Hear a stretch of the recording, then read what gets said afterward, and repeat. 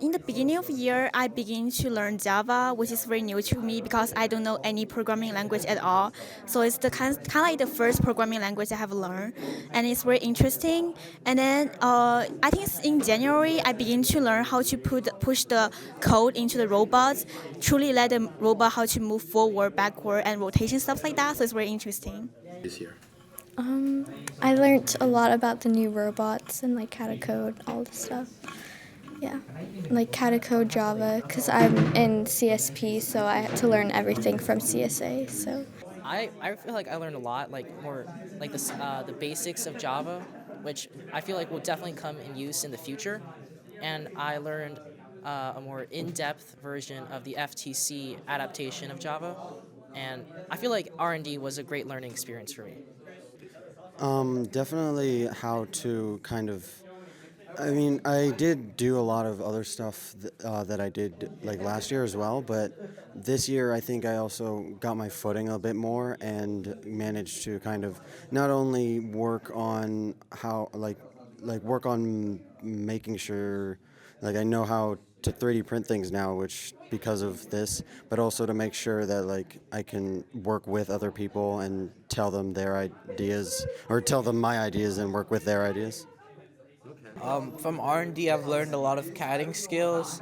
I learned a lot of the tools in Onshape, and a lot of the technical part, like building stuff, a little bit programming as well. Learned in R&D, I'd say a lot of like teamwork skills because most of the time when I'm like CADing or I'm learning to do designs on like the whiteboard and whatnot, it's mostly like individual. But hearing input with my other teammates and friends allowed me to build components more effectively and use ideas that I wouldn't have thought of by myself to make a more effective and cohesive design that would be more modular and work better with the components that we have in our robots. It went a lot better than I expected, and it was a lot bigger than I expected.